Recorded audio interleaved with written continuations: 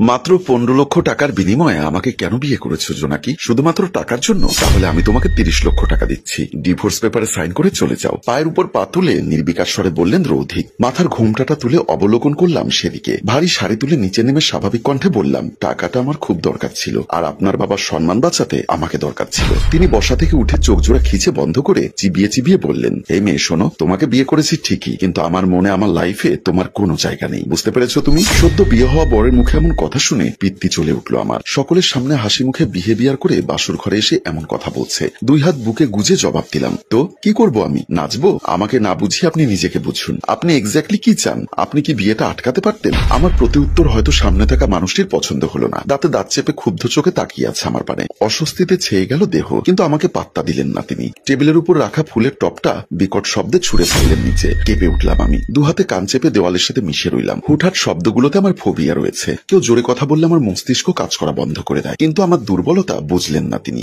গুছিয়ে রাখা ঘরের সব জিনিসপত্রগুলো একে একে মাটিতে ফেলতে লাগলেন তিনি। আমাকে দেওয়ালের সাথে চেপে ধরে চেঁচিয়ে বললেন, এইটুকু একটা পিচ্চি মেয়ে আমার উপর গলা তুলে কথা বলার সাহস পাও কি করে? আজ তোমাকে আমার মন থেকে বের করে দিয়েছি, খুব শীঘ্রই তোমাকে আমার ঘর থেকে এবং জীবন থেকে ছুড়ে ফেলে দিব। ভাঙ্গাচুরা জিনিসপত্রগুলো আমার উপর ছুড়ে ফেলে দিলেন। মাটিতে ফেলে রাখা জিনিসপত্রের উপর ডিঙিয়ে চলে গেলেন তিনি। ফুপিয়ে কেঁদে উঠলাম আমি। পায়ে কি যেন লেগে পা কেটে গেছে। তার দিকে নজর দিলাম। এই অহংকারী ছেলেটার মান সম্মান রাখতে বিয়ের পিড়িতে বসতে হয়েছে আমার। চোখের পাতা বড্ড ভারী হয়ে উঠছে। কোন রকম উঠে দরজা বন্ধ করে দিলাম। দরজা বন্ধ করে আস্তে আস্তে বিছানায় উঠে বালিশ টেনে বেডের এক কোণে জায়গা করে শুয়ে পড়লাম। নিজের পরিবার ছেড়ে, নিজের প্রিয় জিনিসগুলো ছেড়ে অন্য একটা ছেলের সাথে সারা জীবন একসাথে থাকতে হবে ভাবতেই কষ্টে কেঁপে উঠছে শরীরটা। মনে পড়ে যায় বাপের বাড়ির কথা। হঠাৎ একদিন বাবার শরীর খারাপ হতে শুরু করলো। তুলনামূলক শরীর ফুলে উঠেছিল। বমি বমি ভাব, উচ্চ রক্তচাপ। পরীক্ষা করে কিডনি রোগ ধরা পড়েছে। প্রতিদিন ঘরে বসে কন্টিনিউয়াস অ্যাম্বুলেটরি পেরিটেনিয়াল ডায়ালাসিস বা সিএপিডি করত। ছোট বোন জয়া বাবার পাশে থেকে সাহায্য করছে। আমার বড় মেয়েটা কই রে? বাবা, আপু হয়তো কাজে গেছে, টেনশন করো না, চলে আসবে।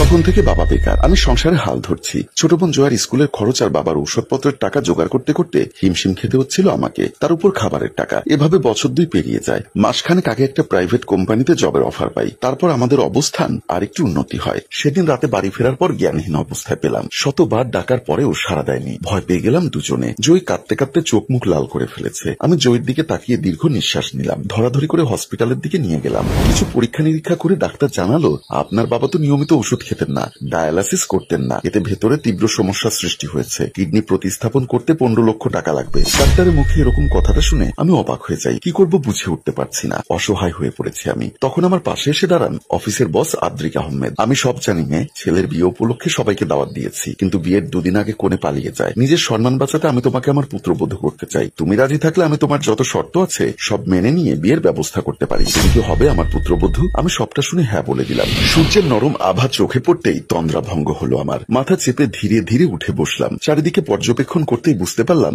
আমি কোথায় আছি। মাথা তুলে দেওয়ালের দিকে তাকালাম। 7:35 বাজে। আমার গায়ে চাদর জড়ানো। চাদর জড়িয়ে ফ্লোরে পা রাখতেই আটকে উঠলাম। সমস্ত শরীর কাঁটা দিয়ে উঠল। সাথে সাথে পা তুলে ফেললাম। পায়ে মোটা ব্যান্ডেজ করা, কিন্তু আমার যতদূর মনে আছে কালকে রাতে আমি পায়ের ব্যান্ডেজ তো দূরে থাক, রক্ত পর্যন্ত মুছিনি। দৃষ্টি গেল ড্রেসিং টেবিলের বড় আয়নার দিকে। নিজের গায়ে শাড়ি আর না দেখে চোখ কোটর থেকে বেরিয়ে আসার উপক্রম হলো। গায়ে 3 পিস পরা। এই রুমে আমি ছাড়া কেউ নেই। রৈধিক রাত্রে বেরিয়ে গেছিল। দরজা ভেতর থেকে বন্ধ।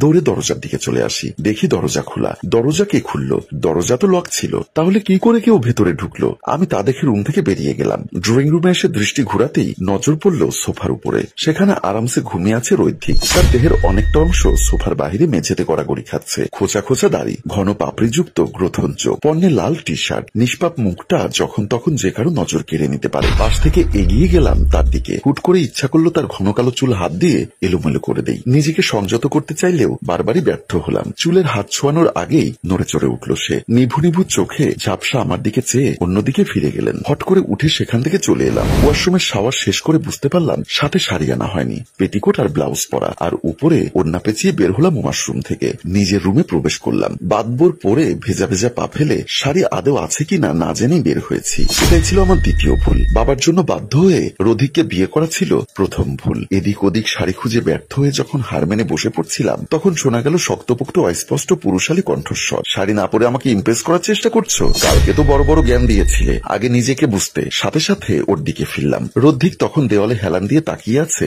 আমার দিকে। 2 হাত দিয়ে নিজেকে ঢাকার চেষ্টা করে অন্যদিকে ফিরলাম। তুতলিয়ে তুতলিয়ে বললাম, আসলে শাড়িগুলো কোথায় রাখা আছে জানি না। আমার কথা শেষ হওয়ার আগেই বললেন, জানো না নাকি না জানার ভান ধরছো, বলেই এগিয়ে এলেন তিনি। আমার সামনে দাঁড়িয়ে উপর থেকে নিচ পর্যন্ত পর্যবেক্ষণ করলো কিছুক্ষণ, অতঃপর আলমারি খুলে দিল। হাত টেনে ড্রয়ার খুলে সামনে দাঁড় করিয়ে বললেন, এখানে এত এত জামা কাপড় আর তুমি শাড়ি খুঁজে পাচ্ছ না? হাউ ফানি, এগুলো তো শেফার জন্য কেনা জামা কাপড়। তো কি হয়েছে, শেফার বরকে নিজের বর করতে পেরেছো, তাহলে এগুলো পড়তে কি সমস্যা? আমি মাথা নিচু করে রইলাম। একদিকে নিজের এই অবস্থা, অন্যদিকে এই লোকটার কুটু কথা, দুটোতেই হাঁপিয়ে উঠেছি। রদ্ধিক ভেতর থেকে একটা শাড়ি বের করে ছুঁড়ে ফেললো আমার উপর। কেঁপে উঠলাম আমি। কর্কট কণ্ঠে বললেন, এবার তো শাড়ি পেয়েছো, দাঁড়িয়ে না থেকে বিদেয় হও, নাকি নিজেকে দেখানোর বাকি আছে? তাহলে আমাকে না দেখিয়ে রাস্তায় গিয়ে দেখাও, অন্তত কিছু টাকা পাবে। সাথে সাথে শরীরের লোমগুলো দাঁড়িয়ে গেল। শেষে একটা রাস্তার মেয়ের সাথে তুলনা করলো। নিজের ভালোবাসার মানুষটিকে হারিয়ে এতটাই নিচু হয়ে গেছি, আমি তার কি হই সেটাই ভুলে গেছে। তবে আমি চুপ রইলাম না, দ্বিগুণ তেজ নিয়ে বললাম, হ্যাঁ প্রয়োজনে রাস্তায় গিয়েই দেখাবো, তাদের দেখালে টাকা পাওয়া যায়। আপনি তো আর টাকা দিতে পারবেন না, দিলেও বাবার টাকাই দিবেন, নিজে তো আর উপার্জন করেন না, টাকার মর্ম কি বুঝবেন?